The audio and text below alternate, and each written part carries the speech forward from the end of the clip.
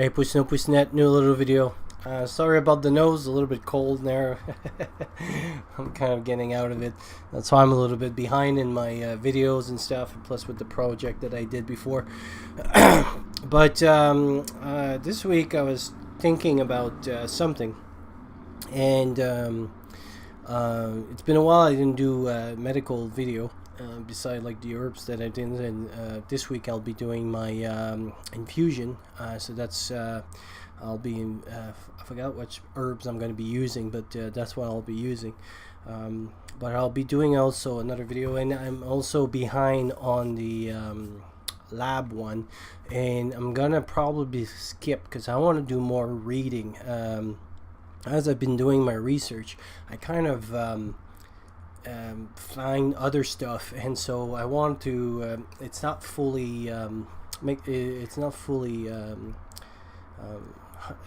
100% in my head, and so I wanted that to be so I can deliver a nice product. So I may read a little bit more about that and do more research, but I'm starting to have a bit of an idea of what I'm going to be doing. But the next two videos, which I'll be probably focusing, will be on trauma, and also yeah, I'll be doing a series on trauma, and then they'll be kind of quick. It'll be actually different than the others, not so much telling what you should have, but what you shouldn't have, because when I see a lot of stuff on trauma, there's a lot of things that kind of disagree with the approach that other people sell when they do their bags, and so I'll be talking about that and why. But today, the concept, as you could see, DX stands for diagnostic, by the way. It's the nursing way, or the medical way of writing diagnostic. So what is a nursing diagnostic? And it's funny that I talk about that. I was thinking about this when it was when I started my nurse year, when I was in nursing school. This is one of the topics that they literally pound on us, and in the same time it was one of the subject I wanted to know a little less of it, but I think here it may have a use.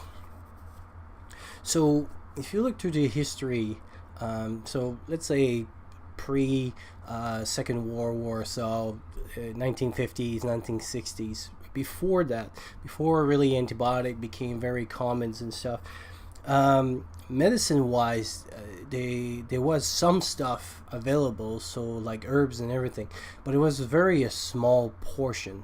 It was not as advanced as it will look like. There was a lot of it was like towards the end of the Victorian years, so end of 1800, beginning of 1900, and pharmacies and pharmacists were starting to develop, so it was kind of a hit and miss. They discover something and they didn't quite understand.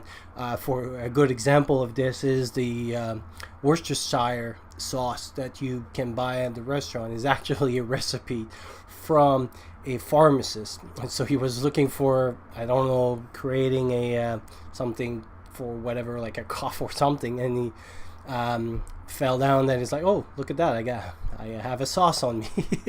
A sauce recipe. So there was a lot of trial and error, and it's really kind of mid 1900 that they started to be a little bit more regulated and going more to more like school, and the theories were starting to come out a little bit more, and the microbes and vaccines and all that. And so until the 1950s, 60s, the medicine was kind of very small part, and this is actually through the United States, in North America there was a lot of holistic hospital because of that, because a lot of the Westerner medicine, the treatment was almost worse than the actual disease.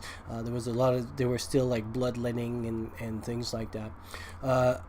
So but through those years, even like if you read books on like the civil wars, and on this side of the pond and on the other side, First World War and all the other wars, and in the nursing, a lot of females that were taking care of patient was giving nursing care was very important. So changing bed sheets and moving people and taking stuff and psychology and stuff. And this is where kind of the nursing profession took his role. And so right from the start, there was a very, I would say, non-medical part of it. It was very psychosocial. It was about because basically a nurse is a little bit of everything. If you look at the nursing program, we do a little bit of nutrition, a little bit of physiotherapy, a little bit of this, a little bit of sociology, a little bit of psychology. So we touch a little bit of everything. So we're kind of like a master of none, and but like a jack of all trade kind of thing. And so in nursing school, like I was saying, they teach us something called nursing diagnostic.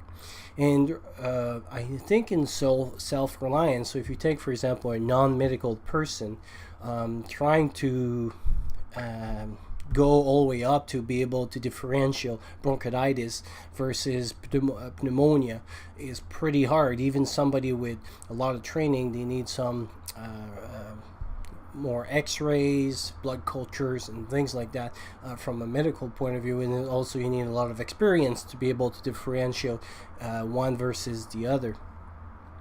And also then you need to find the right medication or the right medical treatment, pills and all that according to that.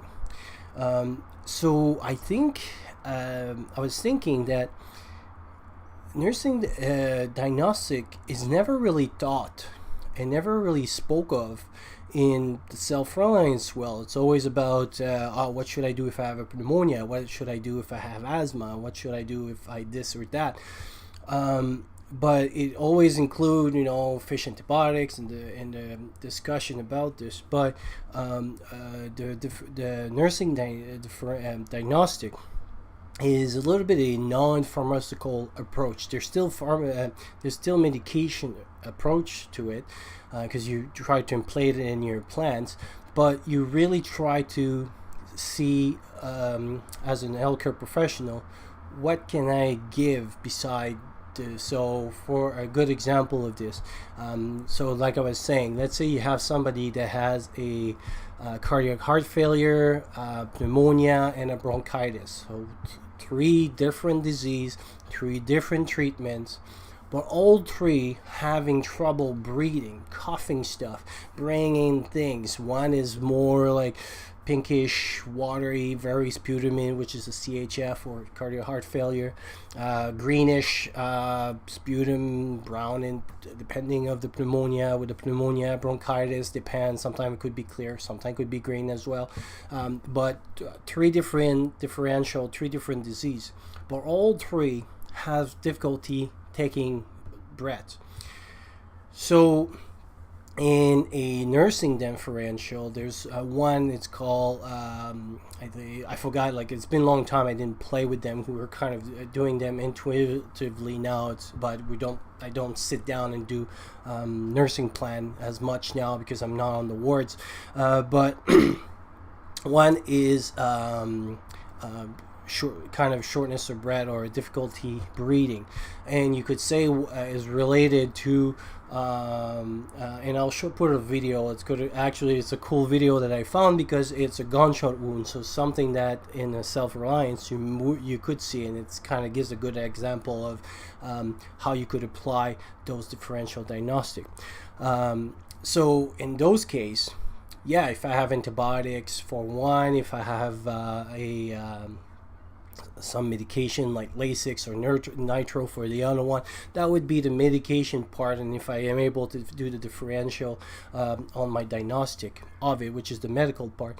But all 3, even if I don't know or I'm not sure or I don't have all the, for example, especially like bronchitis versus pneumonia, and I'm not quite sure should I give antibiotic or not give antibiotic, all 3 could benefit from exercise, breathing, walking them, sitting them at a certain straight, making their chest a little bit bigger, doing some chest respiratory exercise, and all those things that nursing diagnostic will bring, and nursing intervention would bring, in all this without, because in the medical, well, we do all this without doctor's order, because that's the purpose of being a healthcare professional and having our own profession and our own diagnostic.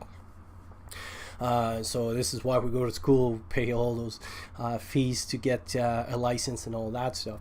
But I thought it would be interesting, because not a lot of time I hear people say, hey, so they talk a lot about having a pharmacology book on hand, but I never hear anybody talking about having a differential nursing book on hand. And they're very small, they're very easy to approach, and like I said, I'll put some videos kind of showing the process. But basically it's the same thing as if you would do a medical diagnostic. So that means, you do some assessment, and you formulate some hypothesis, and from that you put your intervention, and then you apply those intervention. And like I said, the video is a pretty good example. And so a gunshot wound, so again, something that you may encounter, and it kind of gives you a little bit more. It's not as abstract as some others, like I was saying, of psychosocial, that we do a lot more in the nursing school than the medical part of that. So you kind of really see the contrast of the two, where you can approach some nursing. But anyway, I thought it would be an interesting concept to bring, and maybe something to add to your nursing, your medical bag. Not just have the medical approach to it, but the nursing as well, because in a limited resource. So for example, if you don't have any antibiotics, or you don't have the Lasix for the CHF and everything, there are still things you can do. And sadly, by just approaching it from a medical point of view, and just focusing, oh my god, I need some antibiotic, oh my god, I need this, oh my god, I need that, we forget the other part, which is just even sitting someone up, just making some exercise, doing some vibration, all those things that could be done as well, while waiting for the antibiotic, or if you don't have an antibiotic, or while moving for an antibiotic, or whatever other reason, or that you could try at least, and give you tools that you can always have in your toolbox. So anyway, I thought it would be an interesting concept. If you have any questions, or if you have any opinions and stuff, just leave it down, and I'll talk to you soon.